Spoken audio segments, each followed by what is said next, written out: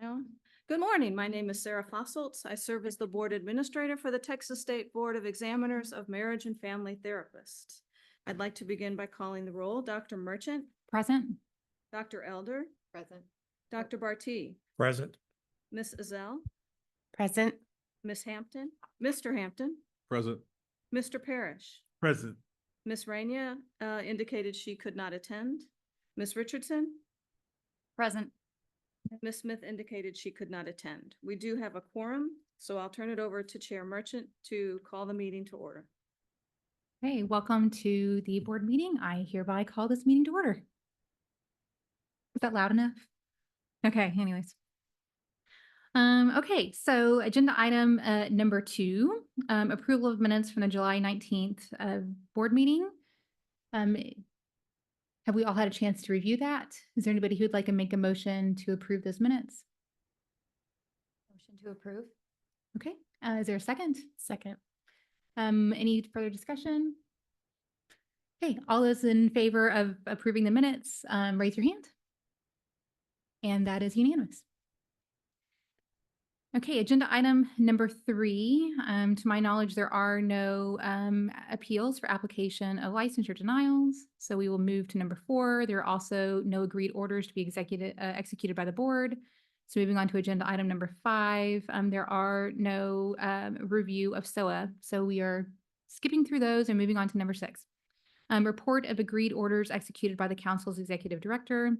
Is there any discussion over either of these?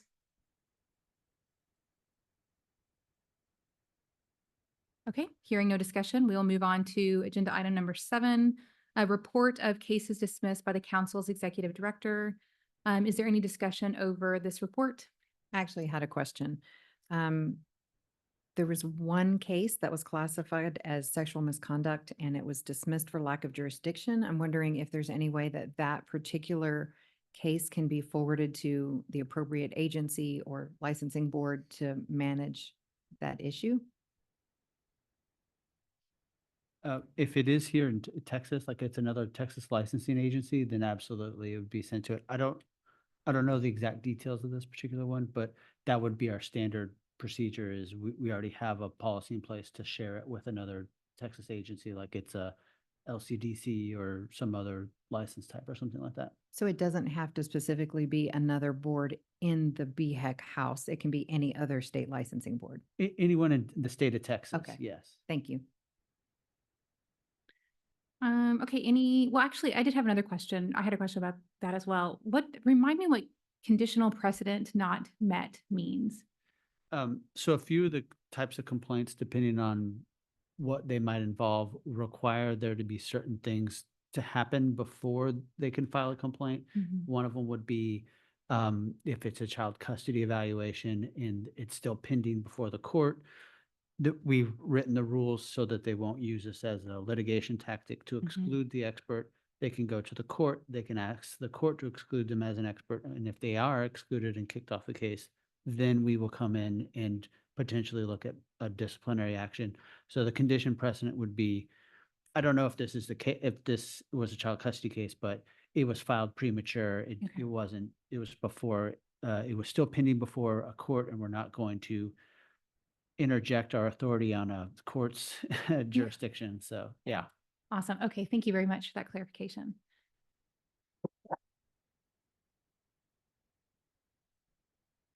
Okay, moving on to agenda item. Well, first, any other further discussion about number 7? I actually have another question. Okay. Going back to that sexual misconduct thing, it occurred to me.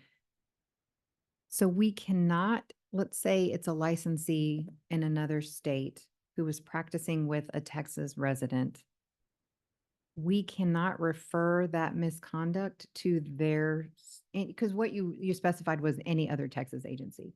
If it happens to be someone who's licensed in another state, we cannot pass along the contents of that complaint file to that other state.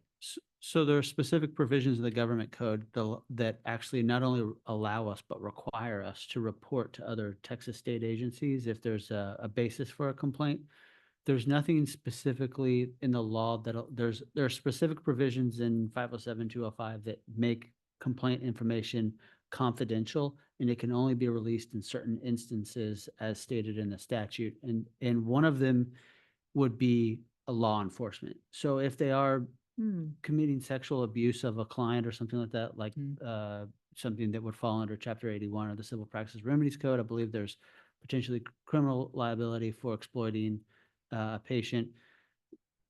The statute does say, you know, we could make a referral to law enforcement, and then law enforcement can coordinate with another state's law enforcement. But there's not anything that specifically authorizes us for, let's just say it's an LMFT, to share with another licensing authority the complaint information. We can tell the complainant, hey, this person's licensed in X state, and you may want to contact X state and potentially file your complaint with them. But there's not a provision of the law that explicitly says that we can for just a licensure purposes. And that's the issue, I think. Okay, Thank you. thank you. Okay, moving on to agenda item number 8, status report of quarterly enforcement case activities. Any discussion of this report? Okay, I just want to say that there are only 25 pending LMFT complaints, and I think that is like absolutely amazing. So thank you guys for all your hard work to make that happen. Okay, moving on to agenda item number 9, discussion and possible action approving the final results of the agency's quadrennial rule review. So there are some public comments that we received during the July 26th virtual town hall. Is there any discussion regarding any of the public comments that we received? Any public comments or any comments from you guys? Discussion? And Go. Madam Chair, I am very happy to walk through our final findings or, our final findings presentation that you got, if anyone wishes that, or explain any further if you'll have questions. Has any of that changed have the final findings changed since we went through them in our last meeting? So the only significant change is in the last section of the PowerPoint that Okay. lists those topic areas for future discussion. Mm-hmm. That is, we've included all of the items that public comment raised Okay, to make sure that we do in fact bring those to you for discussion and we talk through them. fantastic. But- Well, then do you mind maybe just going through that last slide where those changes were? Sure, Yeah, happy to. thank you. Share my screen.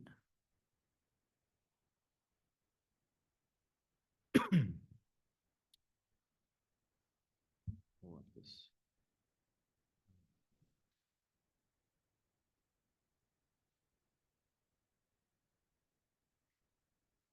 All right. So the PowerPoint lists out the rule review findings that you saw. We'll be talking about all the provisions that we think need repealing in just a moment. Mhm. So I'll quickly pass all of those. Provisions needing updating and standardization, nothing changed there. And then, so yes, this is the section where they are topics we've identified for future consideration, not necessarily any rule changes, but that we wanted to confirm continued desire for what those rules say. A lot of the topics have to do with the scope of the rule, not necessarily changing the nature of the rule, but for example, there's a clear rule that when a license holder knows that a supervisor or supervisee has committed a violation, or a fellow license holder, they are required to report that kind of violation. The idea has been raised, should we flesh that rule out a bit and explain, is it every single possible violation? Do they have a duty to investigate? What about mere administrative matters? Things like that. Similarly, the relationships to clients and the relationships between supervisees and supervisors, there's some desire to expand upon what is allowed and is not allowed. Again, some of which you may very much, when we bring this to you, say, no, we are very happy with how the rule is, which is perfectly fine. But raising the questions, is the prohibition on having a relationship with a former client a permanent ban? Are there situations where it would not be a ban? The prohibition I believe it's in here, of having, if you see a patient for one purpose, do an evaluation, for example, a court-ordered evaluation, can you never then offer therapy to that patient? Or is there a time limit that would be appropriate? So honestly, dealing with some of the gray areas are really the questions. And then some of the gaps in language. The last one on that list, drugs and alcohol use. The rule doesn't specifically prohibit a supervisor encouraging supervisees to engage in use of drugs or alcohol. Probably that fits in other rules that would discourage such conduct, but the question was raised, should we specify that would be a violation of rules? So, other page here, some of the topics are about updating. With AI now, with social media, with telepractice, not only should we update our rules about use of virtual technology, but on some of the practice areas like advertising, should the rules include language about how you use advertising in social media and websites? And then a number of these at the end: academic course content, clinical experience, continuing education. Really, those all come down to periodic review to make sure, are those really the standards that are necessary as minimum regulatory requirements? Are there any elements of the academic course content or the continuing education, for example, that now upon hindsight, maybe we don't need to require that specificity, or we can open up other opportunities? Maybe not. So that's essentially the categories of. Okay. Okay, any discussion from the board or yes, ma'am?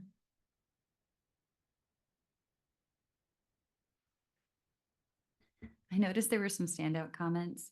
One specifically about the 50% of your continuing ed coming from approved providers. It seems like a lot of people are confused about who is an approved provider, and I wonder if it wouldn't be useful for us to clarify that language, even if it's just here, because it seems like that came up a lot in the comments. It has, and not just for this board, but for the others. I will say that's one of the reasons it is on the list to consider, and particularly because in addition to clarifying the 50%, there are definitely public commenters who felt like that was an inappropriate rule, that there should not be a 50% requirement, that there should be far less requirements in CE. We can certainly consider that as a topic matter. In addition, we have now started hosting, at the moment, essentially monthly webinars for licensees to come and ask leadership questions about what does this rule mean. And in both, we have had a robust discussion about what does that CE rule actually require, who are approved providers. And so we are making efforts to try to explain to folks. And for those watching right now, I will just summarize that the requirement is really not meant to be as onerous as folks are feeling like it is. The list of approved providers, it is just saying that half of your continuing education needs to come from one of those folks on the list. And that list is a fairly expansive list of any sort of governmental entity, educational institutions, local, state, or national private associations. All of those, as long as your entity that you got CE from falls into one of those categories, it counts. And can we add something in our FAQs about that? I will double check. I think we have. If we don't, we absolutely can. Thank you. The other thing that I noticed that came up a lot was concerns about insurance companies. And I know that that is out of the scope of what we can do, but I'm wondering if it isn't helpful to try to kind of steer people in a direction. Should we be telling them to go to a state or national professional board? Should we be directing them to the Texas Department of Insurance? I wonder, again, what support because obviously that's not something that we can do, but how do we kind of point them in the right direction? Yeah, that has been a topic of conversation. One of the things that I can say we have done, you're right, we don't have a lot of room to maneuver. We have, where appropriate, we have certainly uh, let the legislative committees know that this is an issue that should be on their radar, and just inform them about the nature of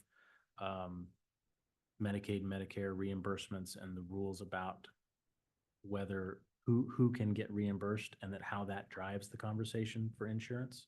We can't advocate one way or the other, but we're trying to get this issue on their radar.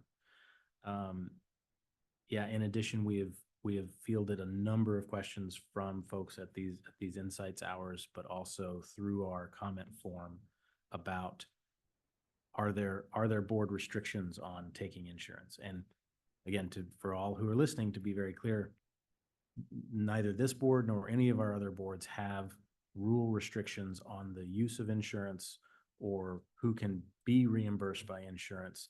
That is, the rules that the board has is that you cannot commit fraud, that you do have to follow the rules of what the insurance allows and does not allow. But if the insurance company allows an associate to bill under their own name or through their supervisor, if they allow that, that is fine. You cannot circumvent their rules. That's committing fraud.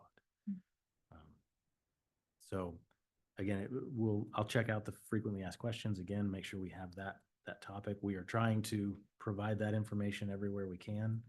Certainly open to other ideas if y'all have them of ways we can communicate that. Thank you. I want to actually go back to your question, Ms. Richardson, about the 50% rule. I'm curious, is the feedback that we're getting from licensees that is it just that it's confusing, or is it that they want there to be no restrictions whatsoever on where CEs can come from, or is it that they want a list of, they want us to go back to like a pre-approving CE providers? I think the way it's written is confusing people. To say that there are approved entities, I think the way that it's written, the way providers are reading it is that we have decided, we have a list somewhere, and I saw that a lot in the comments and the questions, like, okay, so where's the list? And I realized that the rule says, and you just detailed it, right? Yeah. This group, that group. But I think the way it's written, people aren't receiving it the way it's intended to be read. I agree with you completely, Ms. Richardson. And after reading all of those public comments, thank you to the staff person who is dealing with the chat feature and very effectively responding to people. I thought, what if in our FAQs, we say, here's an example, a couple of examples of entities who fall in each of those categories. It's not an exhaustive list, but it would give people a helpful nudge to interpret those rules more effectively, was a thought that I had. But then I wonder if we name specific entities, then does that create the illusion of bias on our part or endorsing a specific agency? But I feel like our licensees are really yearning for some guidance in this area. And I do think you're right that there is an element that is probably is a vestige of the time when the board did Yes. actually approve providers. And so there are some folks who are expecting there to be a list. And that may just be a nomenclature problem. It is, Patrick was just showing me, we do have a section on our FAQs about CE that responds specifically to the question of where can I find an approved list, and explaining there's not a list. But again, we can always provide more, and we'll work on that. Chair, to your question, I would say the majority of responses we've gotten are people who are confused about how much can I count a provider, where are the approved providers. But there certainly is a segment that is also unhappy with the requirement of having the CE requirement. Okay. So. Okay. And are they just unhappy having the CE requirement period? Are they unhappy with do they want it to be 25% have to come from these, or do they just want there to be no restrictions whatsoever? Or I mean, I certainly don't want to speak for the commenters, and there may be folks who have public comment today that want to speak on that. But the general response, I don't believe we've gotten anyone who wishes or is saying there should be no continuing education required. Okay. Mostly it is, from that element, it is saying, just tell us the number of hours and let us choose what we want to Mhm. qualify. We're licensed professionals. We can Figure it out. fill it with what we think is important. Okay.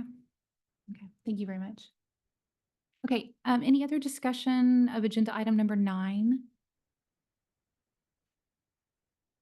As I was looking through your PowerPoint, Mr. Romig, I do believe that many of our committees are taking up some of these issues. So I feel like, I feel like we are addressing some of these issues already.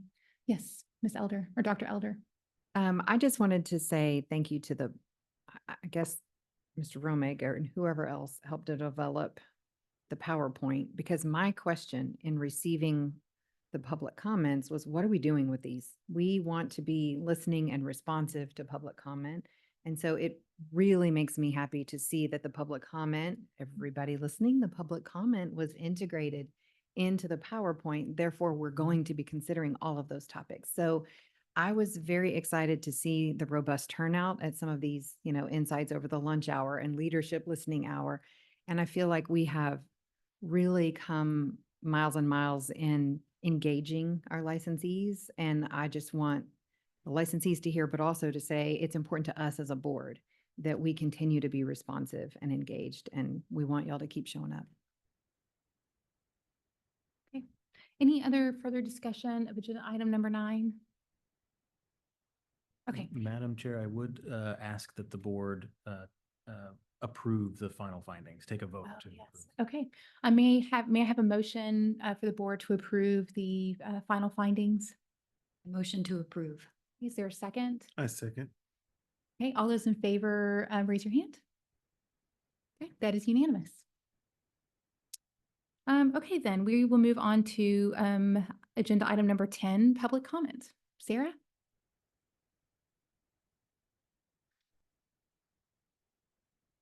So for those who wish to give public comment, we will start with those that are that are attending in person in this room. Thank you. If they so choose, no pressure. And anyone who is joined by computer, please use the raised hand feature in Zoom and we'll call on you and ask you to unmute.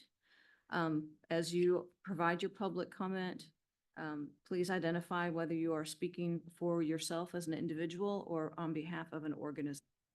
After we've exhausted those who have raised their hand to give public comment, we will ask those who are attending by telephone to unmute. And if you are attending by telephone, generally *6 or *6 on your phone will allow you to unmute. Public comments are limited to 3 minutes. And with that, please don't ask about any particular complaint or any particular application. Public comment is not intended for a discussion or question and answer session with the board, but simply a receiving of your thoughts and concerns for the board's consideration. So with that, person here in the room, would you like to give public comment? I'll also more than likely make an opportunity for public comment at the end. So if there's more to say later, then you'll probably have a chance. Now the light is on. I'm Tim Parker and I live here in Austin. What all information do I need to provide? Anything else? If you're with any kind of organization. I am with TAMFT and with ACU Online. I wanted to highlight and thank Ms. Richardson for bringing attention to the insurance concerns. As somebody who practices in a private practice, there's a lot of feedback, and also teaches. This is something that comes up quite a bit, is the lack of insurance entities taking insurance or finding some reason to not provide couples therapy as a part of what they're providing with insurance. Recently had a couple present in my office that they were told specifically by their insurance company that any couples services would not be covered in their insurance policy. That is a great concern to me as somebody that provides couple and family therapy. Also, one of the issues that is very prevalent is that the largest insurer in the state of Texas, which is Blue Cross Blue Shield, has consistently either lowered the reimbursement rates for insurance or does not provide any increase of rates in insurance. And so that has created, as you can imagine, a large deficit in terms of providers that accept Blue Cross Blue Shield. And in my opinion, contributes to the lack of adequate mental health services in Texas. I don't know what role the board here's role might be in addressing that, but that is of grave concern to me as a clinician and as a member of the public who has insurance and often struggles to find providers that accept my insurance. So I would love to see if there's a way for the council or the board to work with that. I personally am collecting information to speak with my state legislator regarding this, pending their reelection in the fall. And so hopefully that goes through.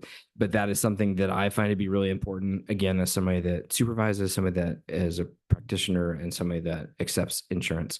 There are a number of providers that have chosen not to accept insurance any longer as a result of this, which again leads to the deficit of providers in the state that provide adequate care to all residents of Texas. Thank you. Thank you.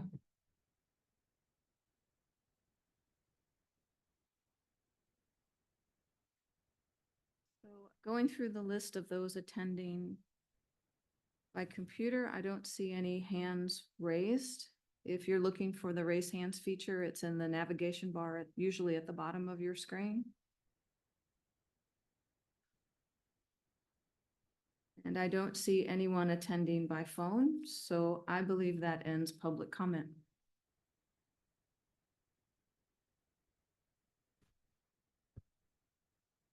Okay, then we will move on to agenda item number 11. Report from the committee chairs. So up first is the Ethics Committee, Dr. Elder. Hello, hello, coming to you live from the podium. All right, so the Ethics Committee. It's just so fun. I'm enjoying this. All right. Making sure you're awake. All right, so the Ethics Committee met on September 23rd. At that point, we reviewed 7 cases that had already been through the adjudication process. They were closed. During that meeting, we found that we all agreed with the way that those cases had been adjudicated, and again, appreciate the ability to kind of review those and keep our feet in that area. The results of that meeting were, we are exploring, we're asking to explore with staff within our constraints about how do we handle complaints about interstate practice, because we're going to start seeing this more. We're already seeing it. So licensee in another state practicing with someone in Texas, but they're not our licensee, but they misbehave. We can't sanction them. So what do we do with that complaint since it's non-jurisdictional? And then the question is, can we, this goes back to exactly what Mr. Hyde referenced earlier, if a complaint file is confidential, we then, how do we get that information to the other licensing board to get that person taken care of, the licensee, and the complaint honored, other than just saying to the complainant, here's the other board you can go to. So we're exploring regarding, within the constraints of confidentiality of the complaint file, what can we do to make sure that that's followed up on? And also to have the other board tell us what sanction they imposed, because if a sanction is imposed by another board, they can tell us, and then that licensee is in violation of our rules, which says you have to follow the rules of any other jurisdiction in which you practice. So we're trying to figure out, again, it's so difficult with interstate licensure, but that's one of the things that we wanted to explore. And then the other thing was, we did discuss, and I saw that it came up in some of the public comments at these other listening hours. How do we, if our job is to protect the public, how do we educate the public about licensees who've been sanctioned so they can make informed decisions about the providers they choose? And currently the way it is, if you go online, you go to verify a license and you look that person up, it says active license. And I think at this point it lists if there's any kind of sanction against their license, but it doesn't give the specifics of what the sanction was, what was it for. It includes, sorry. It Yes, please. includes a posting of the agreed order or the final order. So they can read it. So it is a copy of the disciplinary order. Okay. I guess I wasn't clear on that. So the public, general public, if they look someone up, can see what the sanction was for. Exactly. Oh, yay, that makes me happy. Okay. And that was the results, just kind of discussions we had around those. So closed 7 cases, and we have another meeting scheduled for Monday, the 30th, where we're going to be conducting informal settlement conferences for 3 cases and review 1 pending case. Thank you. Thank you, Dr. Alder. Okay, report from the Licensing Standards Committee Chair, that is myself. So Licensing Standards Committee, we did meet. One of the things that we looked at was the academic requirements. So if somebody is not a graduate of a COAMFT accredited program, or they're not a graduate of a KCREP MFT track, then their degree has to go through like a degree audit where they have to have taken certain courses in order for that degree, in order for their academic, in order to meet the academic requirements. There were some slight discrepancies between like our academic requirements and the COAMFT. What COAMFT says is kind of like the gold standard. But we reviewed those, and we found that the differences were very insignificant and very minor. And so at this point in time, we are not going to recommend that we make any changes to the academic requirements. So that's going to stay as is for now. We also in this meeting discussed supervisee exploitation.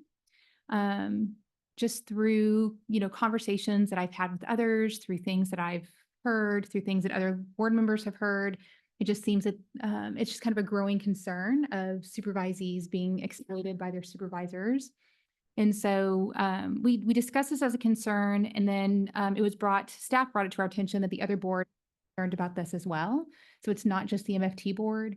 And so it's my understanding that BHEC is also considering doing something to kind of look at or address this issue in some way. So we are excited we're glad to hear that this is on BHEC's radar, and that perhaps all 4 boards can work together to maybe address supervisee exploitation. Is there anything else, Mr. Romig, that we need to say about that, or that you want to say about that? You don't have to, but okay. Hang on, I gotta log into my computer. Okay. And that's it. I can't think of anything else. I think that was it for the Licensing Standards Committee. Any questions about that? Okay, then we will move on to report from the Outreach Committee. We also met and we had a pretty good conversation about supervision best practices. Again, very similar to kind of like our supervisee exploitation conversation. Basically, how can we make sure that supervisors are aware of the rules? How can we make sure that supervisors have that they know what goes inside of, what they should be putting in their supervision folder, what should that record entail? Who's responsible for what? So we had some pretty good conversation about that. We are in the process of just kind of gathering some materials. I really appreciate Ms. Richardson. You had provided a, kind of some of the best practices that you do whenever you're doing supervision training. I thought that was very helpful. And so we're just kind of in the process of kind of gathering some materials and making a decision then about how we want to move forward. Do we want to create some sort of webinar? Do we want to create a best practices, thing, for our website, kind of like we have our telehealth best practices or our social media best practices. So we're just kind of still in the process of trying to figure that out. TAMFT also, after our last board meeting, actually reached out to me directly because they were also interested in figuring out how they might be able to be helpful regarding getting the information out there about supervision best practices. And so they just basically approached me to say that they would be happy to help us in any way if we wanted to, work with them to create a webinar or something like that. So anyways, so that's any questions about that before I move on to the other thing that we talked about? Okay, the other thing that we talked about in the outreach committee was, this is actually something that Mrs. Smith brought to our attention a couple of years ago. We've been working on this for a couple of years, and it just seems like it always gets pushed to the back burner. But trying to distinguish between the different mental health professions. Lots of times consumers are very confused about the different mental health professions, the difference between a psychiatrist, a psychologist, and a marriage and family therapist, and coaches. And so we created a mental health professions I don't know, what's the right word? Mental health, we just create a little sheet, a little form that just kind of explains the different mental health professions. And so what we would like to do, this is actually agenda item number 17, but one of the things that we would like to do is to consider passing this form that we have created this on to BHEC so that they can then take it to the other boards and have the other boards review it, and we can maybe collaboratively create this thing to then go on our website. So are we allowed to move into a discussion of that? Robert, am I committing any kind of faux pas by doing that?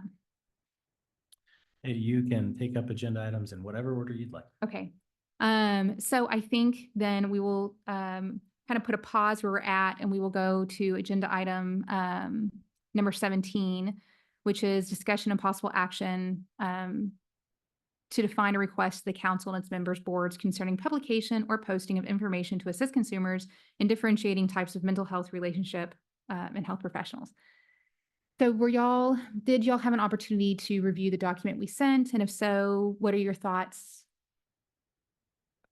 Before we discuss the document in particular, I'm just Yes. curious, where is it at in the process? Because I think when we finished our outreach committee meeting, we said it was going to go to BHEC and all the different boards and get their feedback. So, We can't go, we as a board have to approve it and then send it on to BHEC.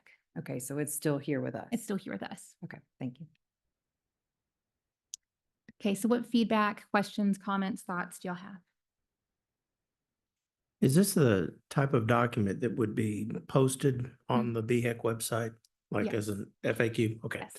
Because one thing I think would be interesting here to add to this, like psychiatrists, psychologists, LPC, to add another line that this license is answerable to BHEC or something along those lines, because we're also including life coach and peer coaching and pastoral counselors. And those types of services are not answerable to BHEC. And I think if we added a line, even though it says it's regulated, not regulated, I think some people would say, I'm not sure exactly what that all encompasses, especially if it's coming from our board with all that. I like that. So like for psychiatrists, we could add regulated by the Texas Medical Board. For the psychologist, you would say. And the Behavioral Health Executive Committee or Council. Or do Yes. one better and just group them all. So that way you see all the ones that are answerable to BHEC. And Yeah. then all the ones that are non-BHEC. So it's two main groups, Ones, kind of emphasizing the ones that are. I like that. Ones that are good, ones that are less good.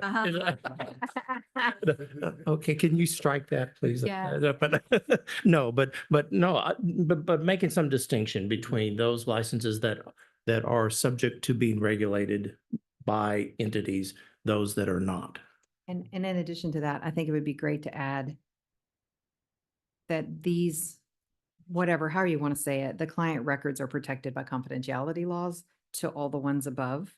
And then, because we're trying to make a clear distinction, and those are two ways that these professions, regulated professions, number one, they're regulated. Number two, client records are actually confidential by law. And there's other fields considering themselves mental health professionals who are not regulated and who are their records are not protected. And so I think clearly distinguishing between the two is very helpful for educating the public. I think if we do this too, there was a public comment that came up about people that are both licensed and coaches. And so I wonder if there shouldn't be some information about if you are both, then you are still regulated. You still have to be compliant to HIPAA. Or if someone lists themselves as both. Well, and to that, can I ask a question? Because certainly don't feel like y'all are having to approve the exact format of what this looks like, and we will take all these comments and work on it. One of the things that we need as you make your vote or send this to the council is some direction of the purpose for this document, of what you were trying to communicate. And so think it would be helpful to be clear, is the desire to communicate to the public the types of providers that are out there should they be seeking services versus, based on what you were just saying, I could see a different purpose being informing practitioners what is under the scope of their license versus other licenses. Such as the question of if you are if you hold multiple licenses or a license and life coach, when does which one come into play? Those are slightly different questions. And so I just want to feedback. I think that's true. I think though that as a consumer, it's a relevant question. If I'm an MFT and a coach, I think it's okay to explain to consumers, well, what is that? What is that? What's the implication of that? And that's, I just wanted to make sure that the lens as we develop it should be for consumers, if that's what the Yeah. desire is. I just want to share a funny note. At a conference I was recently at, I talked to a member of the Louisiana Marriage and Family Therapy Board. They used their board funds. They bought 10 billboards along major thoroughfares in Louisiana. And the billboard said, "Is your therapist or counselor or coach licensed?" And it left with a link to their website to verify the license. So they like mean business. And I think it's nice that we're just posting a pretty little paper to our website instead of taking out billboards. But that is the purpose to your question, Mr. Romig, is to educate the public. I'm also wondering, something that you said made me think of this, Dr. Elder, that, coaching is actually not the treatment of mental health. And so I noted that at the top of this, I had written, there are a variety of treatment options for mental health and relationship concerns. And I'm wondering if maybe we should change this to, or there are a variety of treatment options for Life struggles. for life, mental health, and relationship concerns, or spiritual, because we also have pastoral counselors on here too. But I just don't want them to think that all these people can treat mental health, because only the first 5 professions can treat mental health issues. So I'm wondering about the language of that at the top. Or should we So- change the definition? I'm sorry. Oh, no, Barbara. go ahead. Or should we change the definition of coach to include coaches cannot treat mental or behavioral health disorders? I think They- it does say that. They yeah. cannot diagnose or treat. Mr. Romig, I want to go back to your question, your comment, which is we can get to the specific wording after this. So is this a time where we need to hash out the wording, or do we just need to submit our comments? Because I have wording changes I'd like to discuss, but maybe this isn't the forum for it. Absolutely. We are not at that stage yet of, Okay. I think that the question is, the initial question is essentially, does the council and really the other boards want to work together on this document? Is it meant to live on the website? For what purpose? It will look different if it is just something from this board versus all of the boards. And frankly, given that the document to some degree is defining professions at these other boards, I think you need to have buy-in. Correct. Right, So would this be something that we would recommend that BHEC handle? That we would suggest that BHEC consider doing this, since they have oversight over the license boards, and that it wouldn't come just from us, but the suggestion and the strong suggestion that this be considered by BHEC. Right. Right? Okay, And that's, okay. and that's essentially what we're asking as staff, that you vote on, is to request the council take this document and run with it, and involve y'all still, but involve the other boards in developing it. Because frankly, it would put us at pretty ill at ease, because there are concerns of doing this, that trying not to define outside licenses. It may involve a conversation with the medical board, because we certainly as an agency are not in a position to define what the Psychiatrist. scope of psychiatry is. And so I think it is a laudable desire to have this information out for the public. It comes with certain concerns. Exactly. And so Yeah. that's why we recommend getting the council to all the other boards to decide, yes, this is worth us going in and doing this together. Mhm. Or do the other boards say, we really don't want to touch this. It's my understanding that there has been discussion among other boards about this exact topic. But again, it seems like we're all just not giving it maybe the priority that we should. And so it's just, nothing's happened with it so far. So then I make a motion that we as a board send this along to BHEC for consideration of the other boards and whether they're interested in partnering with us. And do I have a second? I'll second that. Okay, all those in favor, raise your hand. Wait, discussion, wait. Oh, wait. Can Oh, we you're right, send I'm it so back sorry. to our outreach committee first, just to finalize some of the changes and then send it on to BHEC? Can we do that? Or is that not? Y'all can informally do that without. Oh, okay, This is not a final draft in Okay. any way, so got it. that's fine. Cool. Okay, I'm sorry, you're right. No, Any go ahead. any further discussion? Okay, are you ready to vote? Let's vote again. All those in favor, raise your hand. Okay, that is unanimous. Okay, where are we? 11D. So we are moving on to report from the Professional Development Committee, and that would be Dr. Barty. Yes, we did meet recently, and there were two big themes we're looking at. One is going to be the jurisprudence, so we can talk about that when we get down to 14 a little bit more on the jurisprudence exam, just making sure that that's working well and doing okay, and as new rules are being rolled out, that we will stay on top of everything that's needs to be included in that exam. So we kind of check that off. The primary was that the Rules Committee at the last meeting discussed the crisis management CE requirement and recommended that be removed and kicked it some of the discussion on CEs back to the Professional Development Committee. And as a result of that, we did say this is going to be a great time maybe for us to take a more broad spectrum look at what we're doing with CEs, so that they're not just kind of ad hoc being added and stitched together, that there is something that's a little bit more comprehensive and that integrates really well with what we're doing.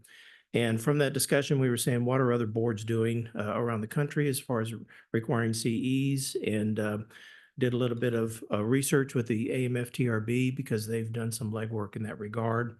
And so we pulled together some of their stats and some of their informations on what CEs they do require, how many hours they require, what topics along those lines. And some of their information was a little dated, and specifically even for Texas, it was saying that that they left out some of the CEs that we have. It's not as current. So as a result, we were saying that let's do two things. Number one, why don't we poll our licensees and see what they think about CEs, what would be reasonable, how many hours it would be, and kind of get some data from the stakeholders. And Dr. Merchant gave us a rough draft, started the ball rolling with us coming up with what are some questions we could ask and topics we could ask. And at that time, Sarah graciously took that information and even started to put together a formatted survey for us to take a look at and wordsmith to see. It's about 25 questions, I believe. Is that right, Sarah? I think it's 25. About 25, yeah, about 25 questions I on didn't there. count. Yeah. Okay, okay. Well, so it's about 25, which was really good. And we're asking them, what they think, topics, hours, just across the board with all that.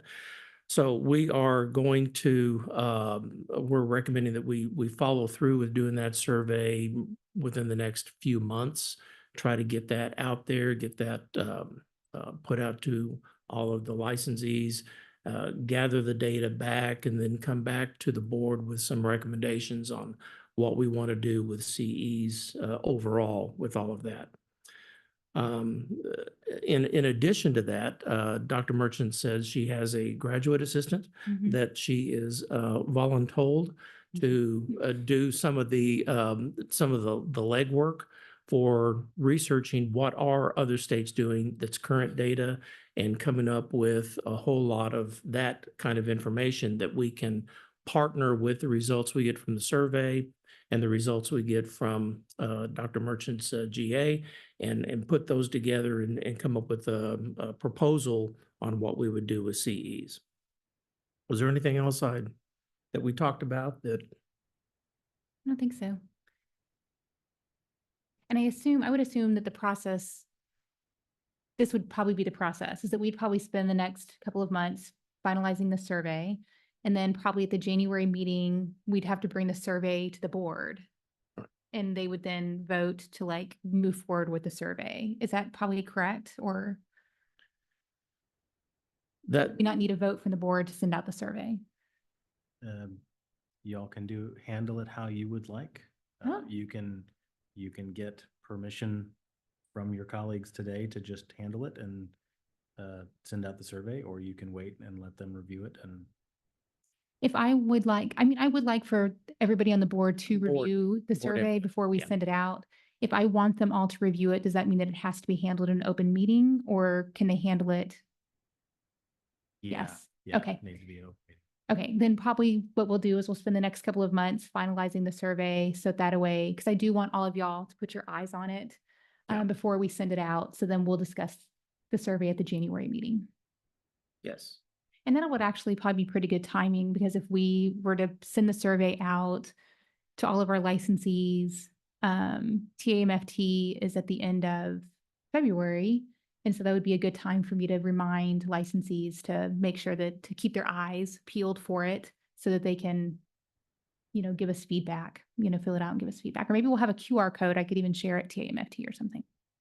But anyways. I'm curious if LPC board might be interested in partnering with us, since they're also getting the same feedback because they have the exact same CEs. Would they also like to send this to their licensees?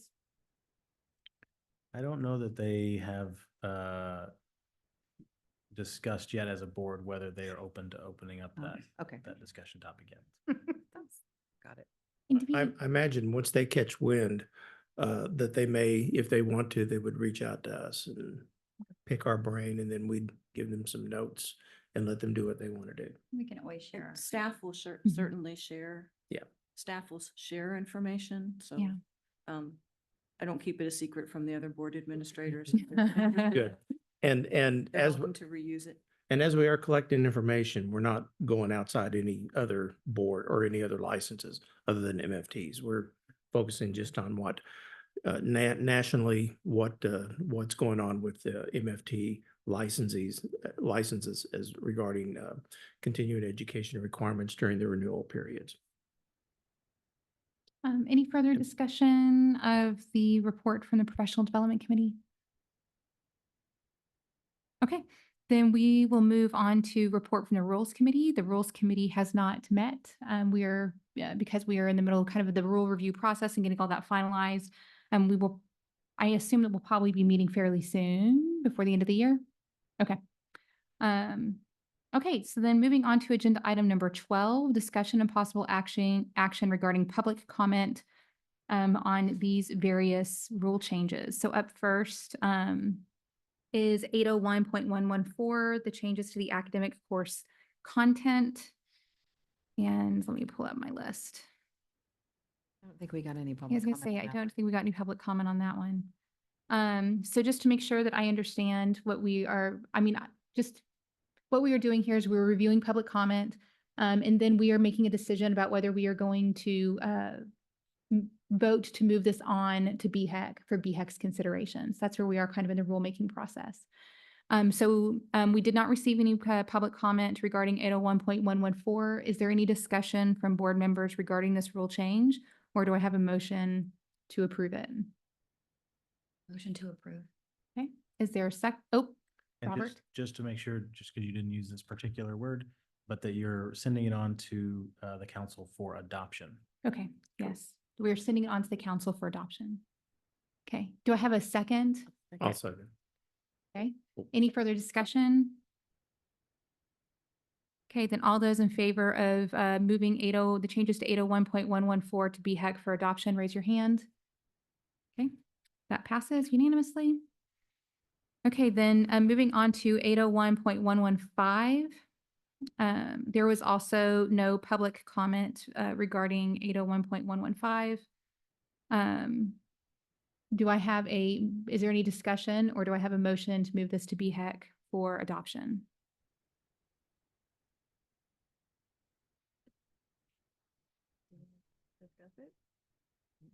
I just don't like it.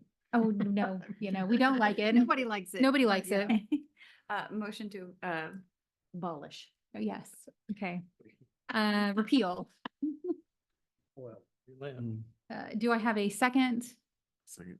Okay, any further discussion? Okay, all those in favor of the changes to 801.115? Okay, that is unanimous. Okay, then moving on to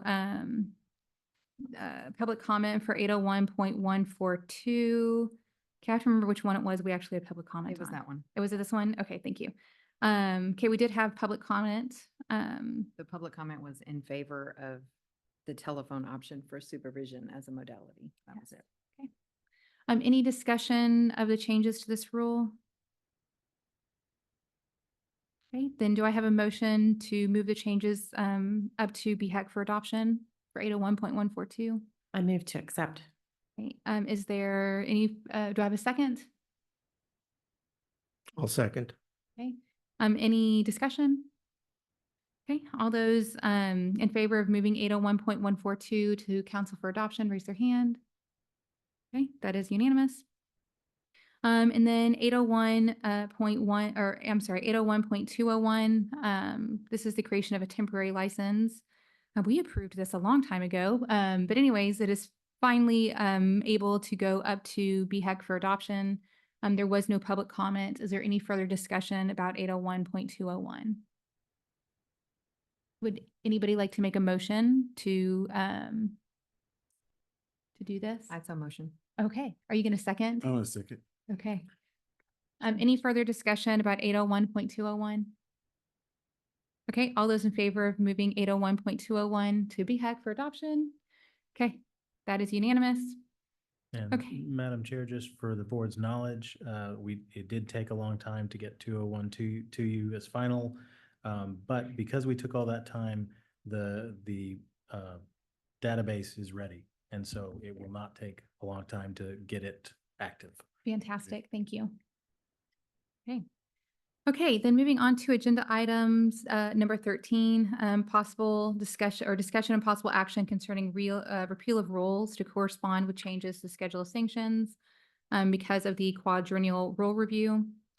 So again, in the rulemaking process, well, I just need to confirm, essentially today we'll be voting to move these forward. If they are moved forward, they will go to BHEC and then they will go to public comment and then they will come back to the board and then they'll go back to BHEC. Correct. Okay, so up first is 801.43 F and G regarding professional representation. Any discussion of 801.43 F and G? All those then, may I have a, does anybody like to make a motion to move this to BHEC? Will? Okay, do I have a second? I'll second. Okay. Any further discussion? Okay, all those in favor of moving this up to BHEC, raise your hand. Okay, that is unanimous. Next, we have 801.44E, relationships with clients. Discussion or a motion? Madam Chair, just in case it would be of interest to you, I know this is a long list. You can take them all up in one motion. Oh my gosh. Thank you. Thank you. Thank you. Okay. It just, for anybody listening, all of these came about because of our 4-year rule review. These rules are either unenforced, most of them are just unenforceable. Some of them are just not in our jurisdiction. And so that's why we are having to make these changes. Okay. Is there any discussion or may I have a motion to take agenda items 13A through G up to BHEC? We have I will move that we accept the changes and forward them to BHEC. okay. Is there a second? I would second that. Okay, any further discussion? All those in favor, raise your hand. Okay, that passes unanimously. Ah, thank goodness for that time saver. Thank you, Robert. Yes. Okay. Agenda item number 14, discussion and possible action regarding the jurisprudence exam. What discussion and or action do we have for agenda item number 14? I just have a question. How many questions are there on the exam currently? In the bank, or how many do they actually take? We take. 65. Yeah. I was going to say 60. I was close. I just want to thank the staff for your very quick response and action. We last met on July 19th. The report says as of July 23rd, the change that was requested to the exam was made like that quick by adding the category so we can begin to collect the data of how many LMFT supervisors are taking this exam. Thank you very much for that quick responsiveness. I just also want to thank Sarah for her diligence and just like, I mean, like whenever, like, again, this is again for anybody who's listening, like whenever you leave comments or concerns about any of the questions, like Sarah can go back and like read, she can go and see every single question that you answered, and she identifies changes. She identifies errors. And so that feedback from our licensees who are taking the jurisprudence exam are appreciated, but special thanks to Sarah and her diligence for being able to identify those errors. I greatly appreciate that. Sarah, you did notice, or you did note some changes. Have those changes already been made, or do we need to vote to make those changes happen? Like some of the grammar errors and things that you noticed? Believe I was asking the board whether they were warranted.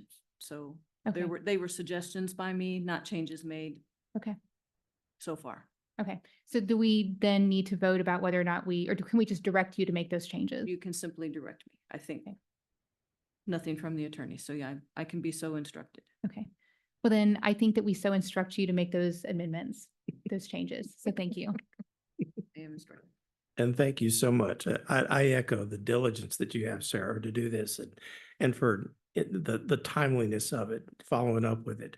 One thing that I don't think we want to do is leave the licensees hanging and wondering if there's changes, if this is happening, this voice that goes out, and is anybody paying attention, and does it, and you get right on it really quickly and propose these changes and things. So thank you very much for that. And I hope everybody that might be listening to this appreciates that staff really does a very thorough and timely response to any kind of questions and things that come up, and they do a great job. Okay. Any other discussion for agenda item number 14? Okay, then we will move on to agenda item number 15. That is report from the board chair. So the only thing I really have to talk to you about is that both Dr. Elder and I went to the AMFTRB exam, or not the AMFTRB exam. Oh, thank goodness that's behind us. Anyways, we went to the AMFTRB annual conference, and that was very interesting. Some of the things that the two kind of primary topics that we covered at AMFTRB was artificial intelligence and its impact on the field. And we also discussed coaching. And so some of the interesting things that came out about AI was just one, how to incorporate it into clinical practice. They talked about AI enhanced diagnostics, that AI currently can do things like it can look at mammograms and predict with really excellent accuracy whether someone's going to develop breast cancer or not, like 5 years down the road. And so, can AI predict things like depression, anxiety, schizophrenia? Like, would it be able to look at a patient's history or other data and be able to make those predictions, or just to assist clinicians in making diagnoses? Other ways to maybe incorporate into clinical practice might be like treatment personalization, like in creating treatment plans, writing case notes, those kinds of things. And then also teletherapy.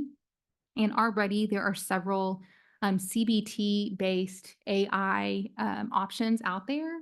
Some of them bill themselves as coaching. But one of the things that the speaker noted was that she did not think that AI would ever be like a replacement to therapy, but used as a supplement to therapy. Some of the benefits she talked about that have been seen in the research are that like if somebody is having a bad day and it's midnight, they can just talk to their little AI coach and get some tools and techniques and then follow up with their therapist the next day, So there might be some benefits to some of these AI-based options. But again, just this idea that supplementing care, not replacing care. Currently though, although again, there's maybe hope that one day AI can help with things like diagnosing. The thing is like legally they can't diagnose. There is no legal provision for AI to diagnose. AI cannot provide specialized care. They also cannot work with more than one person. So there's, things like that. Also AI, there's no provision in the law for if you disclose child abuse to an AI therapist, like it's not reportable. You know what I mean? Like there's no rule saying that has to be reported. So those are also some of the ethical concerns that like they brought up, like when the question was asked, like how should boards respond? A couple of things came out of that. One thing that I thought was interesting is like, we have been talking about AI at the board level for probably at least a year. Like it comes up periodically. And the last time we had a discussion about it, it was kind of like, this is all so new. Like we didn't even know what kind of regulation to create. And that was kind of, I think, the feel of a lot of the boards there. But then as somebody pointed out, if we don't make regulation, we're going to get behind it. We're going to have to do, like, how do we get ahead of this as opposed to like always being behind it? And so, anyway, so some things that maybe boards can be thinking about are just public education about AI and AI use, developing regulations for AI-based psychotherapy. Do we need reporting laws? Just do we need those kinds of things? Clarifying maybe the scope of practice of AI, like what can AI really do? And then again, like I said, including AI in required reporting. So there are some, again, other ethical concerns related to AI that were noted. One is just privacy and security. Like how do therapists disclose, like do therapists need to disclose if they're using AI to write case notes? Do they need to disclose if they're using AI to help them develop a treatment plan or, to diagnose a client? Like do therapists need to be disclosing that? If data is collected or used through this AI software, like how do therapists report that to clients to make sure they know? What does the informed consent regarding AI need to include? And can clients opt out of it? If a client doesn't want, AI writing their case note, like should clients be able to opt out of that? Also, that was our conversation earlier. Anyways, I was about to say about fairness and bias, that a lot of these, there is the potential for a bias in AI. We do know that, like, say, African Americans are more likely to end up with a mental health diagnosis, which might be a result of bias as opposed to like actual evidence of a mental health issue. And so like, if that bias is built into AI, like, is AI going to perpetuate, are they going to perpetuate that bias? And then finally, just that we, need to make sure that therapists realize that it's their responsibility to stay on top of, AI and understanding its uses. So anyways, that's kind of all the stuff. Is there anything you would add about AI? Anything else do you remember about AI that you want to add to I thought that? it was interesting that someone brought up, what if, somebody's chatting with their AI therapist and the AI therapist says, hey, here are some techniques you should go do. But their human therapist is telling them not to do that. When there's a direct contradiction between the human therapist and the AI therapist, how do you negotiate that? So that was something that came up that was interesting. And then the main thing I think you already mentioned, which was transparency. If you as a therapist are using AI at any point in your treatment process, you should have that your informed consent, and that the client should have the ability to opt out of that. Right. Go ahead. I wonder if these are things that the Professional Development Committee and the Rules Committee should start working on. Yeah, that's kind of what I was thinking too, is that one of our committees should probably start thinking about this. Oh, go ahead, Robert. It's on our list. Yay. Okay, which is it on the Rules Committee list? Okay, fantastic. So we're looking at regulating the use of AI by therapists. Is that Perhaps. not by the consumer, but by therapists? Correct. And so how is AI different than any other tool? Exactly. Yeah, that was one of the things they talked about at the that a lot of time, okay, one of the things they said is there's two different approaches that people tend to take towards AI. We're either like, oh my gosh, this is like doomsday, or oh my gosh, this is going to revolutionize things. And more than likely, the answer is probably somewhere in the middle, Right, you know? So the right. question is how do we, you're absolutely right. Like, how do we, in what ways can this be a tool? Yeah, yes, I agree. And it's an ever evolving tool, quickly, rapidly evolving tool. And so how do we regulate that? I struggle to figure out how to really wrap our heads around that when the industry as a whole is trying to figure out how to wrap their heads around AI. Yeah, so true. I think the main thing that came up at the conference is if I'm somehow putting in a list of symptoms that my client is presenting with and asking AI to generate a diagnosis, how is that information kept private and confidential? It's not. I just put it out there on AI. So if I'm using AI somehow, then I need to disclose that, just at least be transparent with my client. That was like not, Okay. yeah, not saying you can't use it or restricting how you use it. It's just like if you're going to use it, you need to tell your client. Yes. Are any of the associations have or in the process of developing best practices for use of AI? Like AAMFT came up with best practices for teletherapy. You know, this is Yeah. what we want to do. Are any of them doing AI? I'm just I know not. that the American APA.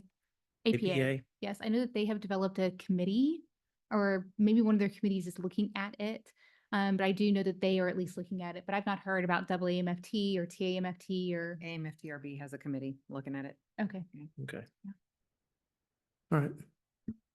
Any further discussion about AI specifically before I move on to the second topic that they covered at AMFTRB?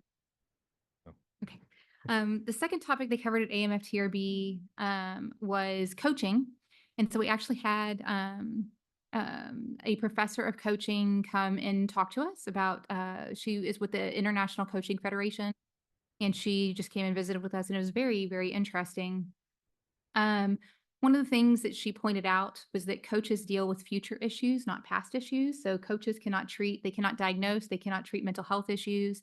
Even things like grief. She's like, we don't touch that. Grief is a past issue that we are all about. How can we help you get to the next, you know, whatever your goal is for your next goal? Like, how can we help you get there? I don't know. It was a really interesting conversation, or good conversation. Couple of things that came out of that conversation for me was, one, I don't remember who said this. I don't remember if it was a licensing board or if it was her, but our guest speaker, but somebody noted that it is on the licensee to prove that they were doing coaching and not therapy.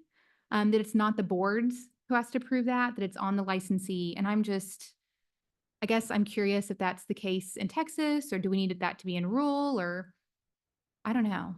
I think that came up in the conversation where it was, okay, so I'm a therapist in Texas practicing therapy. Yes, But yes, I yes. use the term coach so I can practice with anybody in any other jurisdiction. And I say, I'm not doing marriage and family therapy. I'm just doing coaching. Mhm. Well, you need to be crystal clear about what services you are or are not providing in your informed consent. So there's no expectation that you're going to be giving therapy, but also if there were ever an ethical complaint about your services, you as the licensee would have to prove, okay, I was wearing my coaching hat in that moment. I was actually not doing therapy, because the gray area between them is really difficult to distinguish. And it's really difficult for the community, for the clients to make the distinction between, is my therapist using coaching strategies only or therapy strategies? How do those go back and forth? And so I think that's crucial with that informed consent, that the client is aware of the boundaries of what services are being provided.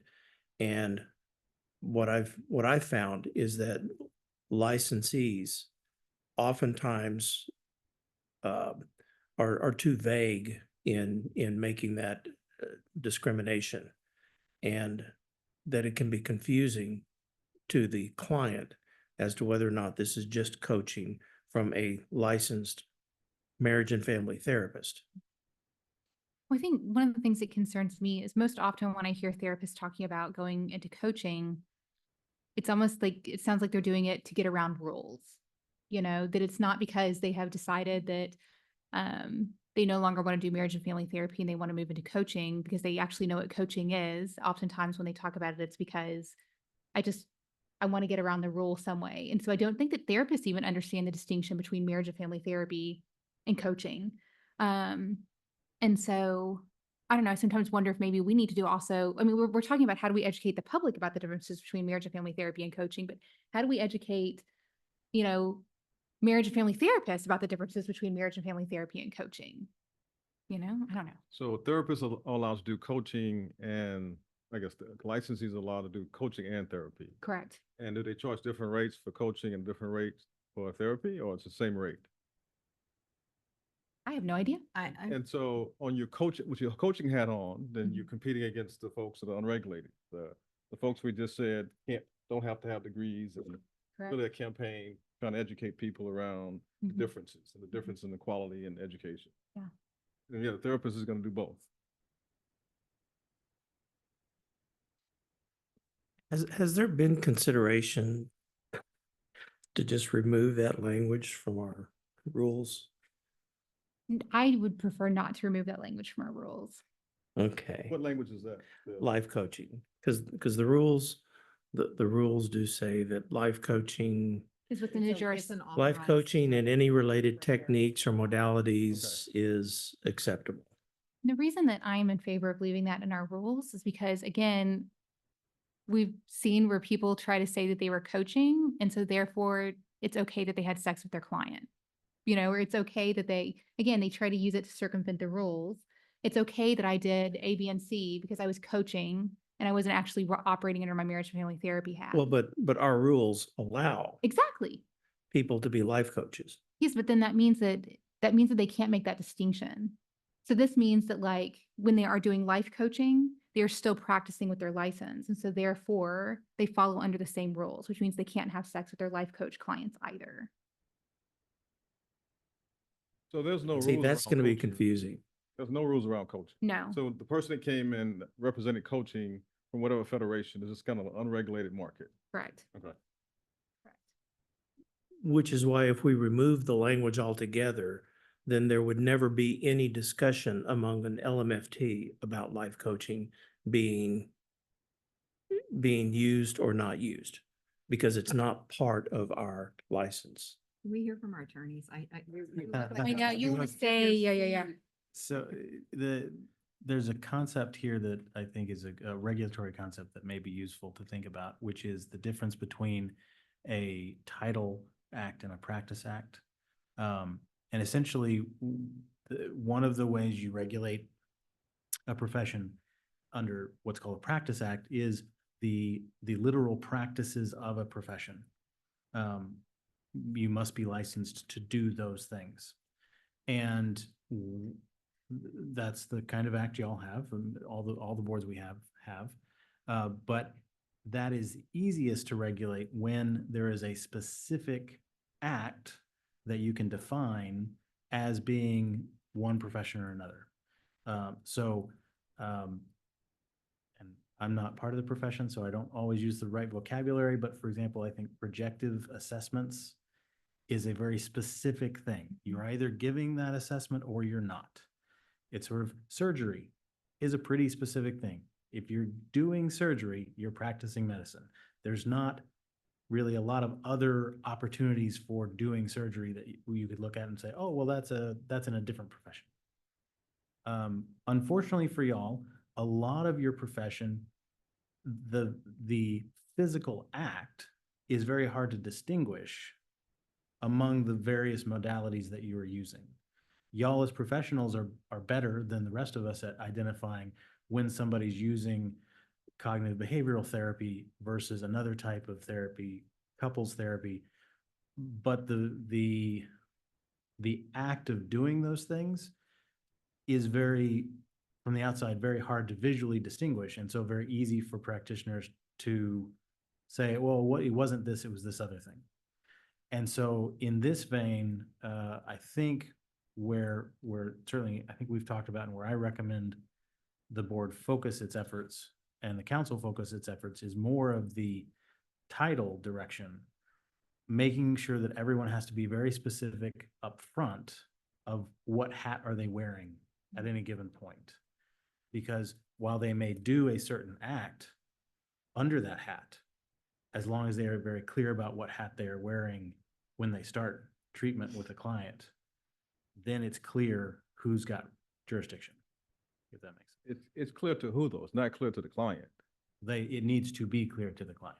Well, the only way it can be clear to the client is you have to explicitly opt out of your therapist hat into a coaching hat. Exactly. That's the only way it's going to be clear in Exactly. writing. Exactly. Yes, and that's where we're certainly exploring rule language and other things to bring to all of the boards. But I think that is the direction it has to go, is to make sure that the practitioners are very clear with their clients up front and in the informed consent language that I am providing you life coaching services.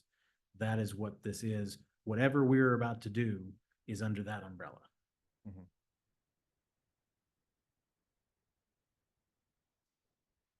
So I'm hearing that, going back to Dr. Elder's point, that your informed consent should clearly define what it is you're doing with that client, and that the informed consent not commingle the two, so that the client has a clear understanding that this whole thing is one or the other. Am I understanding that correctly? Yeah, and that would require two independent informed consents. In other words, if somebody wants to cease therapy and move into life coaching, then you terminate the therapeutic relationship and you create a new informed consent that says, now I'm life coaching, which means I don't do therapy.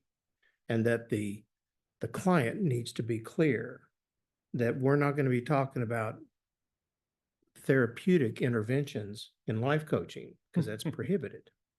And that's where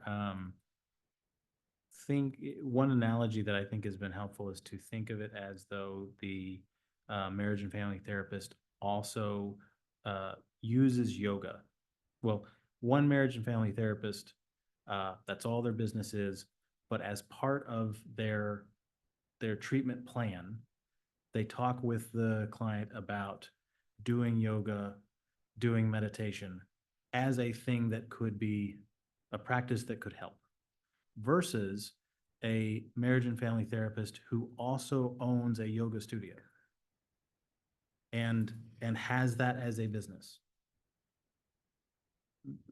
If you think of life coaching as the yoga studio, that's where having informed consent up front is very necessary, because it also helps deal with the unintentional possibilities of dual relationships, where you would not, I think you would probably as a board frown upon if that marriage and family therapist, as part of their treatment plan, said, oh, and you need to get this subscription to my yoga studio as part of your treatment. That's a necessary, right? That's starting to get into a dual relationship. You would have some questions if they said, well, we're going to now end therapy and now I'm going to take you on just as a yoga client. There would be some concerns about that. Similar, I think there's not a meaningful distinction between having a separate business as a life coach versus a separate business as a yoga instructor. Is there a legal definition to a profession? Which profession? Marriage and family therapy? I guess is life coaching considered a profession? So I'm not aware of any specific legal definition for life coaching. There is obviously a legal definition in Chapter 502 for marriage and family therapy. So if someone conducts an act that falls under that definition, right, then there's a definition for psychology, for social work, for professional counseling, for marriage and family therapy. They're all in the occupations code. If you conduct an act that falls under that, you are potentially practicing without a license. So a life coach is not defined. So when you say life coaching, what does that mean is a very good question, because I don't exactly know what that means because it's not legally defined. but I know that it can't be something that falls under one of those definitions in 501 through 505 of the Occupations Code, because if they conduct an act that's covered by that, then they're practicing, without a license. So But we just define coaching in our FAQ.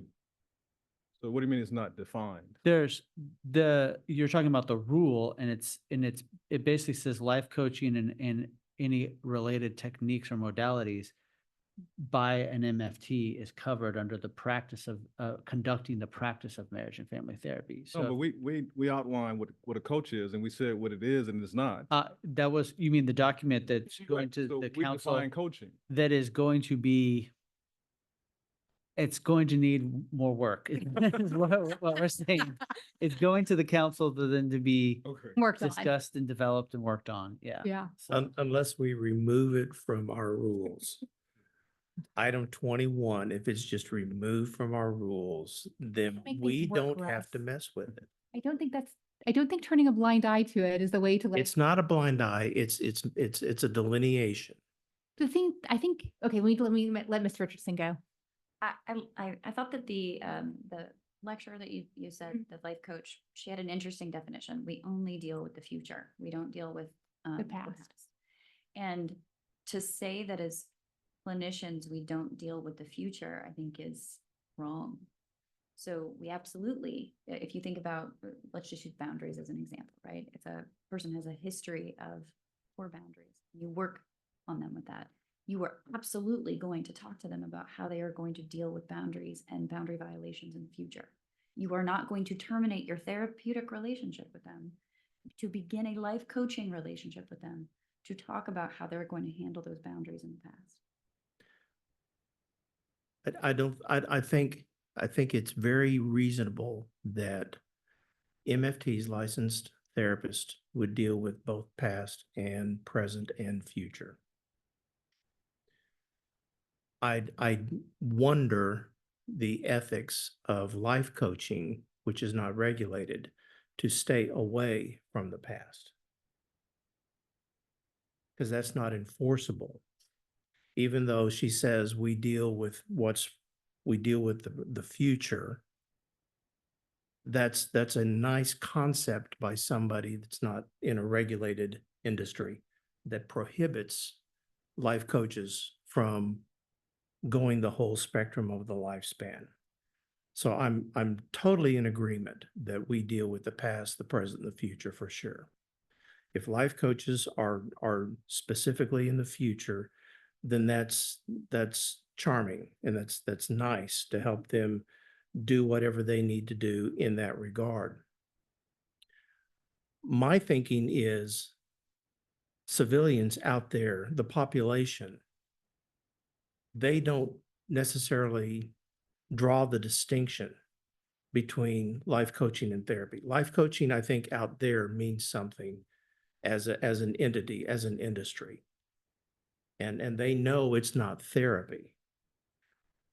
If we allow life coaching in that common vernacular for MFTs, then MFTs might potentially cross over and find loopholes to try to work around because we have permissions to be life coaches. And I just think that's going to be confusing for licensees. Which I think is exactly why Dr. Merchant's point about including the word coaching in what we do is appropriate. Because what she's saying is she doesn't want a clinician who has, say, gone rogue to be able to say, well, coaching's not in there, so I terminated my professional relationship. I'm a coach, Okay. and that's not regulated. But I think if an MFT is working in the future with somebody, I don't think we would consider that to be life coaching. I think we would consider that to be part of the therapeutic process of helping somebody move forward. Whereas life coaching specifically says we work in the future. I just think that's confusing to the population. Robert, So I think one of the things that the board struggles with, that we as staff has struggled with, is life coaching a term of art? Dr. Petit, I think that's what you are. So it's a term of art, and therefore is this separate thing versus coaching as a modality. that could be any manner of coaching, life or otherwise. And we are aware of this concern, and we're going to try to get y'all something to act on. Can but you it's- explain term of art? Yeah, I was wondering about that too. So a legal term of art is, it is that thing that is under the law defined as a particular thing. So a marriage and family therapist, that is a term of art for someone who is licensed as a marriage and family therapist. But I imagine y'all can all agree, there are many things, many ways individuals could provide an act that or service that is therapeutic to marriages and families. Right? Those words are not terms of art. Because there are many things that can be therapeutic to couples and families. Providing marriage and family therapy is a very clearly defined term. Life coaching is not in the law a term of art, but perhaps socially it is becoming a term of art that may one day be regulated. Well, it is, because you can be certified as a life coach. So a life coach is a term of art. Being a life coach and life coaching is a term of art. That's what I'm looking at. Certified that. by whom, I guess? By what body certifies? There's a place right down the street that if you pay $500 Well, there's- and yeah, you can get a certificate. This woman who spoke, her name was Marlene, and she's from the International Coaching Federation. They cover, like, I have my notes, I can pull it up, but like 59 states, 39,000 members. 143 countries. Thank you. Yes. Yeah, 54,000 So members. they're everywhere, and you can, not everyone who is a member of ICF is certified, but ICF offers 3 ways to be certified as a life coach. Okay. And what she specified, which I thought was fascinating, is they teach like the core principles of coaching, but they do not in any way regulate the specialization chosen by the coach. So you can have a marriage and family relationship coach, Okay. right? Because they get to choose their specialty. But again, because it's an unregulated field, it's just, I mean, you could call yourself a life coach Yep. if you wanted to, with absolutely no training, No certification. or you could go get certification. I mean, there's just Right. a She's huge trying to variety. create structure to that profession. Yes. Right, yeah. Did you have something else, Robert? I was just gonna say, it's just important for the licensees watching and anybody who watches again to be clear that because of all this concern and disagreement, a life coach is unregulated, Mhm. but doing coaching is, as an MFT, is regulated. That is, and which is why it's in the rules. We may have a discussion about whether it should be in the rules, Yep. but that is why we're trying to be very clear that you need to be clear up front where you put your hat on, what hat you're wearing, because everything you are doing as a marriage and family therapist is subject to the rules and regulations of this board, even if what you're doing is a practice that somebody else could do under another profession. I really like that distinction. Yeah. So it's a verb. Coaching is a verb. Right. Life coach is a noun. So you are coaching verb. You're not a life coach. Correct. I like that. Good distinction. Okay. Oh, wow, that was a lively discussion. Okay. Anyways, I don't have anything else to add about the AMFT RB conference. Dr. Elder was able to go to Clear this year. And so, Dr. Elder, do you want to give us maybe a Just summary of some of the real key quick. points? Okay, so for those of you who don't know, CLEAR is the Council for Licensing, Enforcement, and Regulation. And so it's basically any regulated profession. So there were pharmacists, and there were medical doctors, and there were marriage and family therapists from all over the world. And some things that I found very interesting that I'm hoping to bring back and pass on to particularly our professional development committee is a different way to think about continued competence and CEs, in that it's not really about, have you met your requirements? Have you jumped through what hoops you need to jump through? in order to renew your license. It is a focus on the continued development of the practitioner. And I know that there are other states using this approach, and I was like mind blown. It's that you as a practitioner develop your own plan. Here's how I want to grow in the next 2 years as a licensee, and you select your CEs around that plan. And then at the end, you write a summary. Here's how I grew as a clinician and practitioner as a result of following through with that plan. And so it's less about checking a box and more about continued development, which is, I think, what we intend it to be anyway. And so I came back with some templates and some things that I want to pass along in that area. Thought that was really great. I also went to a great presentation on how to handle sexual misconduct allegations. And I am happy to report, as I was watching it, I was like, we do that, and we do that, and we do that. So kudos to us on that. And will you be sharing that with Yes, I the can. ethics committee? Yeah, Okay. absolutely. Yes. And then the other thing that I thought was interesting is that we are one of many professions struggling with reciprocity. It's not just us. It was the topic for all of the professions present. And that's all. Thank you. Do you want to talk about TMFT? Yeah, Okay, yeah. all right. Well, I'm going to submit a proposal for TAMFT. I haven't done it yet. I have until the 30th. I will get it done. Anyways. There's not enough anxiety to get it done yet, but once the anxiety hits to get it done, I will get it done. Anyways. Is anybody going to co-present with Dr. Merchant at the conference? Well, I think Robert had talked to me about maybe co-presenting, and so I need to talk to Robert about co-presenting. Great. But again, I have to the 30th, Jody. Well, it's just asking if anybody else was interested in participating. Anyways. Okay. I don't think I have anything else as the board chair. So I'm going to move on to our board administrator. Unless, I'm sorry, I really think that we could be technically kind of maybe close to the end of our meeting. Do y'all want to power through, or do we need to stop for a bathroom break? Okay, then we'll keep going. No. Okay. Ms. Fasold. So I included in the board members' packets a preview of the fiscal year 2024 and fourth quarter performance measures. They'll be discussed more fully at the council meeting when they're presented to the council.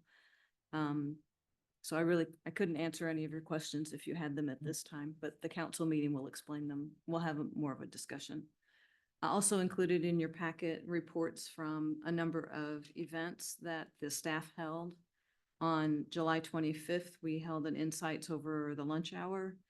And on August 23rd, we held the first leadership listening, where we were just opened the gates to commenters and people who wanted to attend and ask a question or tell us their concern. And on September 16th, we held the second one of those. And on the September 16th one, we turned off the Q&A function so we could better focus on what people were talking about. That was a little, I think, a little more helpful for staff anyway. And Daryl's plan is to continue those on a monthly basis. And as all reports was that they were very well received, and many people enjoyed the accessibility of staff for those events. So those are in your packet. If you have any questions about those reports, I'll try to field those questions. May I make a comment? Sure. I just want to say how much I appreciate VHEC staff making themselves available to the public. Somebody made a comment about that. Like, that was one of the public comments. And I just appreciate y'all doing that. I appreciate the way that y'all did try to respond to almost every single comment, and how y'all stay on top of that. I have no idea, but y'all did just excellent work is just what I want to say. Very impressive. Yeah. Okay. Sorry. Just a quick review. I like to go through the website and show people where things are. And with the coming up, the October 15th council meeting, we'll be looking at a number of rules. So if after that meeting, you're looking at where to put your comments, I'm looking at from the homepage. In the right-hand column is proposed rule changes and rulemaking process. And you can scroll down and you'll find a place where to add your comments after those rules are published in the Texas Register. And you can also get an overview of the rulemaking process on that page. Also in that quick link list on the right-hand side are the statute and rules. A link to the statute and rules webpage, and wanted to bring to your attention that the marriage and family therapy and all of the consolidated rule books have been updated on August 20th. So if you download one of those rule books, then you might want to download the most recent version, so you're looking at the most recent rules. And then back to the home page again. Sorry, I have to uncover what Zoom puts up for me to look at.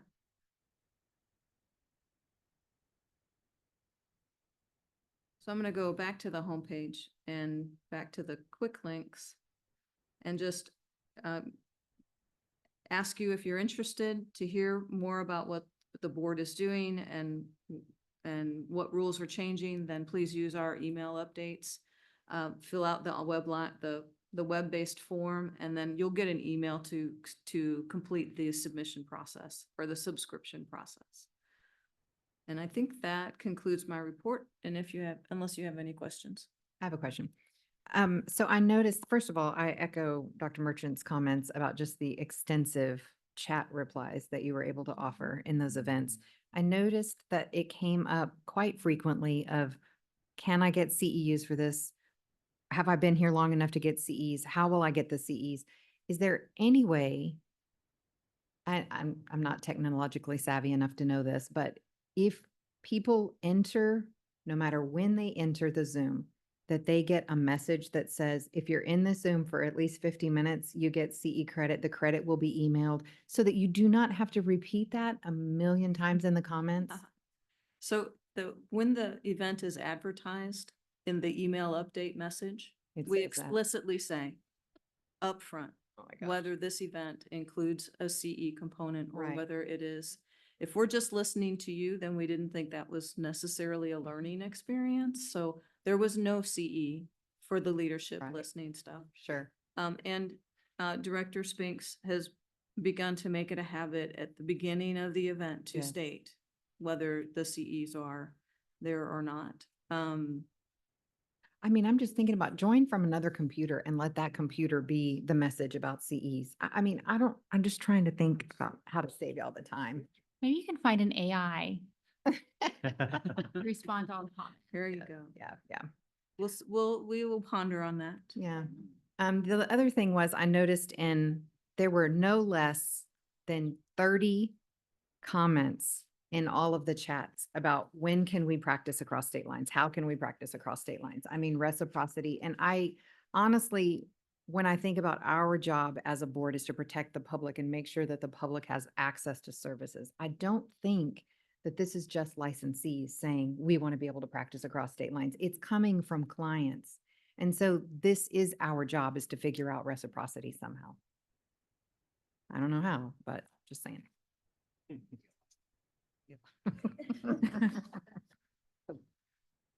Okay, any other further discussion of agenda item number 17? You've already done item 17. Oh, I'm sorry, number 16. Okay. Okay, then we are moving on to agenda item number 17, discussion of possible action. Oh, no, we already did 17. Wait a minute. Oh, do we have a BHEC report? Sorry, I did include it in your materials, but because the council has moved to 3 meetings a year Oh, and the we have MFT that. board is a quarterly meeting, there was no meeting between now and between your last meeting than this one. But I did provide an update for you in your packet Okay, regarding the rules that were published on August 2nd. okay. Then, can I go back to my board report and am I, Patrick and Robert, allowed to talk about the rules committee meeting that I attended? No, you passed that agenda item. We can't- Ah. Okay, so I was, the BHEC Rules Committee met. I'm not technically on BHEC, but we needed a stand-in because Janine could not make it. And so we actually had a really interesting meeting on like how, like if somebody's transferring their license from another state, and maybe it's been 20 years since they were licensed in this other state and they no longer have access to like their they no longer have access to their supervisor. They no longer have their like supervision records to show like what their experience hours were. Like, how can staff handle that? And how, like, do we need a rule around that? And so that was the conversation. I do think that probably eventually BHEC will produce a rule, to be considered. But just FYI, that was the content of the rules discussion. So you're welcome.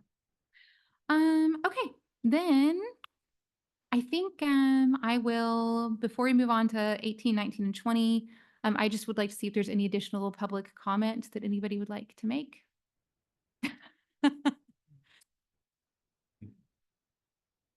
We do have a hand up as well.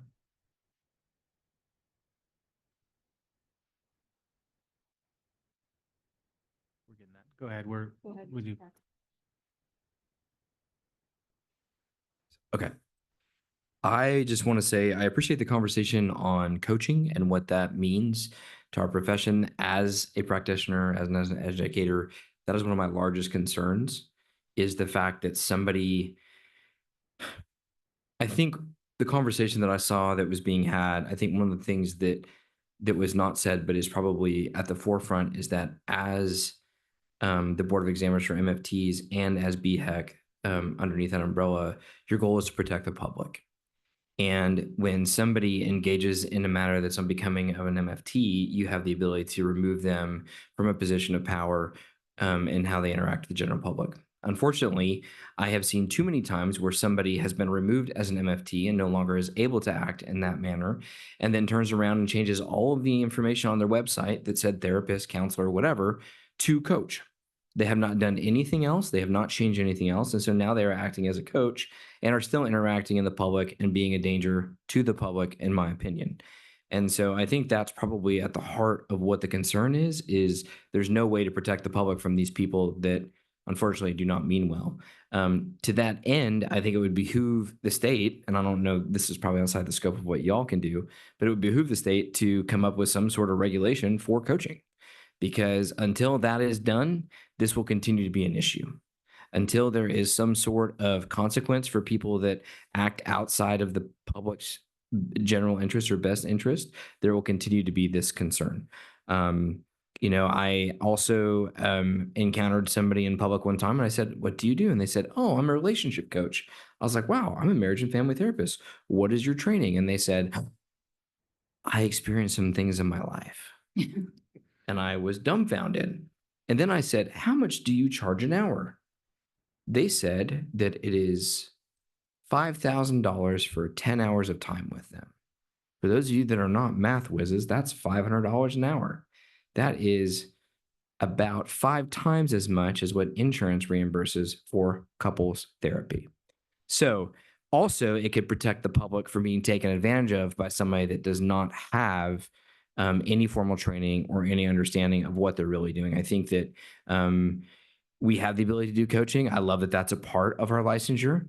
And I think that our members need to be educated that when they are engaging in that they are still engaging under their license as an MFT, as I think a lot of them are not fully aware of that as well. So that's what I'm going to say. Thank you.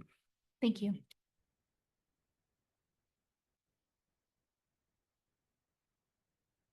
Jason Martin, you have public comment? Mr. Martin, you have public comment? Yes. Hello, Dr. Jason Martin. I'm the past president of Texas Association of Marriage and Family Therapy and professor of marriage and family therapy at Abilene Christian University in Abilene, Texas. I also would like to echo what Dr. Parker said about coaching. I think the distinction that the attorney made regarding life coaching versus being a life coach. I think it is important that remain within the scope or the definition of professional services that licensed marriage and family therapists provide, for the very reason that it provides you as the board an amount of oversight over that activity to some degree, to the extent at which it's practiced by licensees. I also agree that with Dr. Parker that ultimately some sort of regulation is warranted, necessary, and I think critical to the safety of the general public.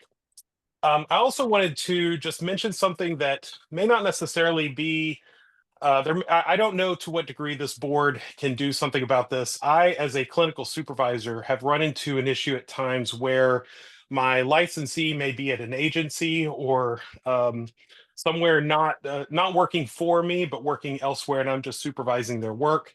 And they have their own administrative supervisor. There is sometimes some confusion around my role as their clinical supervisor versus the administrative supervisor's role. um, and I think I feel like I'm clear about that because I'm a marriage and family therapist. The administrative supervisor may not always necessarily be an LMFT, or they may be licensed under another board or unlicensed overall.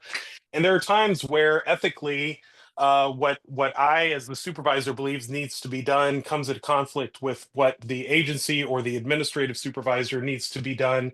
And it would be nice to have some way to clarify that. Again, I have no idea to what degree this board may be able to work on that, comment on that, or take any action whatsoever. But I would like to put that out there on your radar, that if there is some way in which some guidelines, or at least just a recommendation, or whatever you believe to be beneficial, that would be helpful. So I just wanted to put that out there. Again, thank you all to the board members who serve on this board and the service that you provide the profession as well as the general public. And thank you very much. Thank you, Mr. Martin.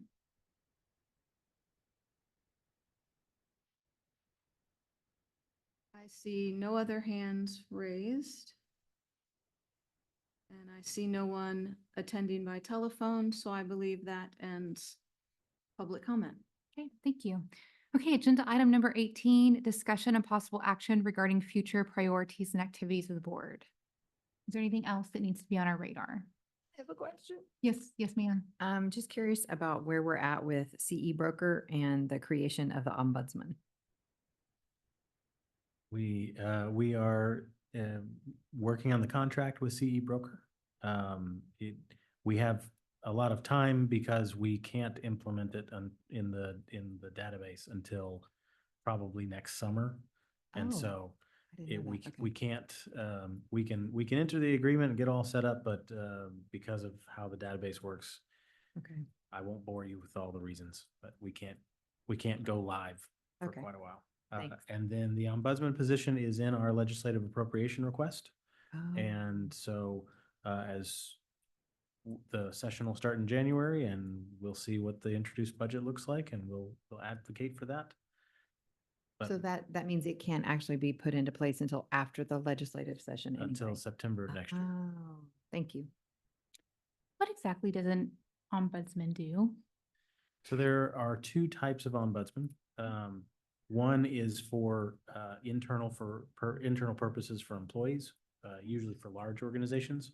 And then one is more of it could almost be considered a public relations position, but specifically for navigating the administrative processes of an agency. Okay, so are we going for the latter? Yes. Okay, exactly. cool. Okay. Thank you. Hey, any other discussion items for number 18? The TCA conference is coming up. It is in Dallas and it is October 30th. It starts the evening of the 30th, no, October 30th, and it goes through Friday, November 1st. And are we in this together? Okay, so Dr. Barty and I are going to be representing the board there with kind of a rules update for their Very cool. attendees. Yep. Okay. Okay, any other announcements for number 19? Okay, then hearing no other discussion of any other items, then I need a motion to adjourn our meeting. No one? Motion to adjourn. Okay, Second. okay. All those in favor of adjourning? Actually, I don't even think do we need a vote still on that? Okay, that's right, okay. Meeting is adjourned, 2:56.